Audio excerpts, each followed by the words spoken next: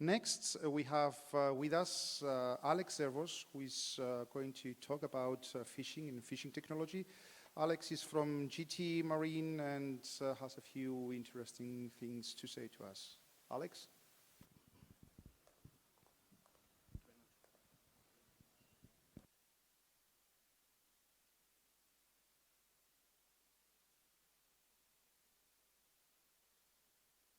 Am I on? Oh. Good afternoon, everybody. I just want to start by thanking the Cyprus Shipping News for inviting me.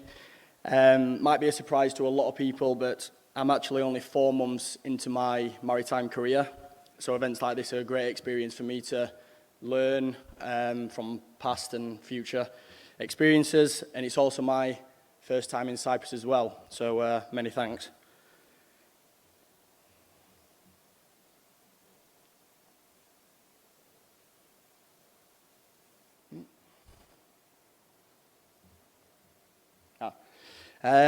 So, in the early days, phishing attacks were a lot easier to identify. They often included outlandish claims and numerous errors in grammar and spellings, warning us of the threats. But ultimately, today's phishing attacks present plausible requests appearing from known senders and can be much harder to spot.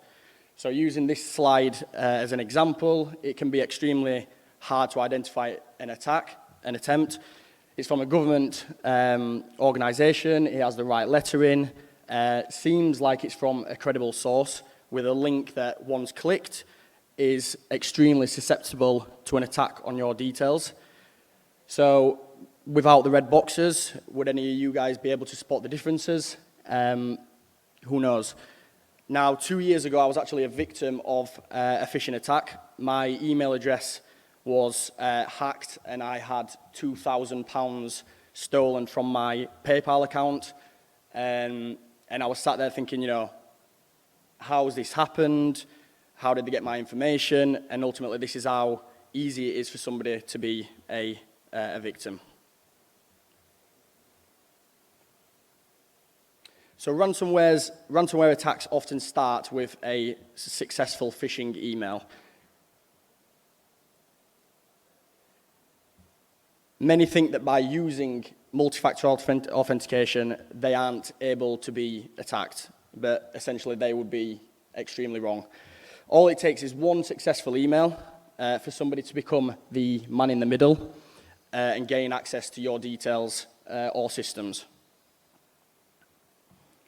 And this is exactly what happened to the Colonial Pipeline. Tankers that ran from the Gulf of Mexico all the way up the east coast of the US were replaced by a pipeline.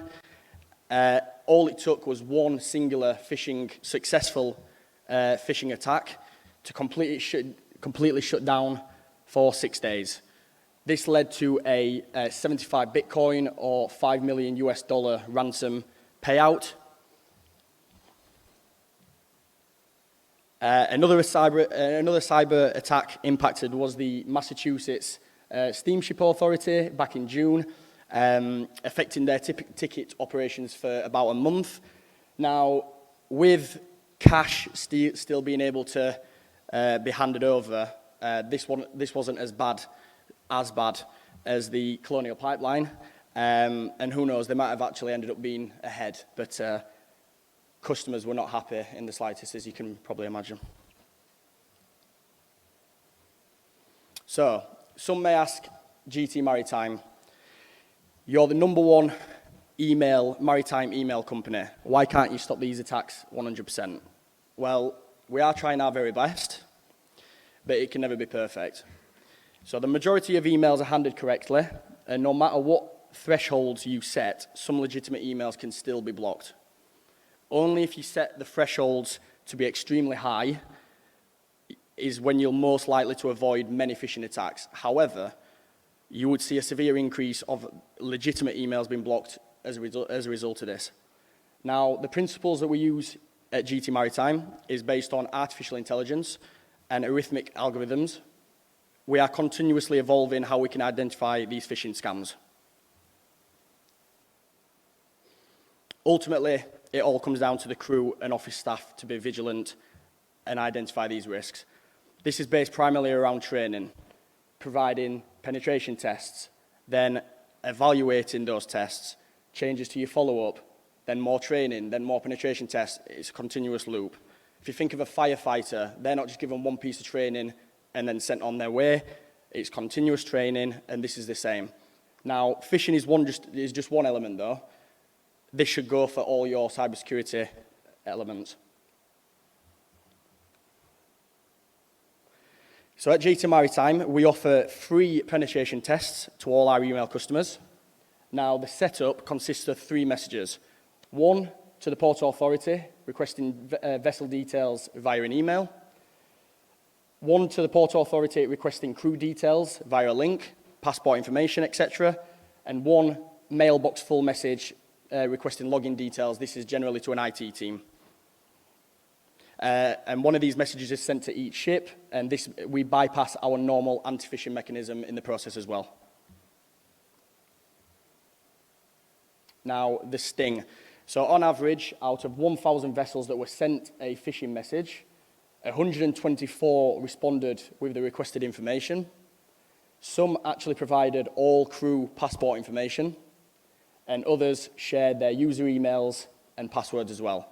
So going back to training, the results varied widely by different fleets, and this is where the training really does pay off.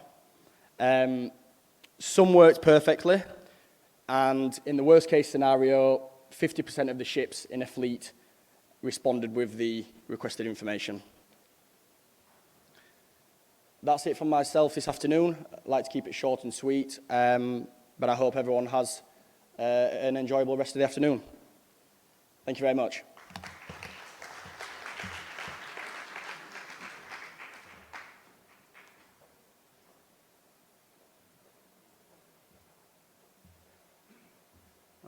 I don't see any questions, but again, this is your best timing to actually send questions that are really very important and you're afraid to ask. That's your best time to do so.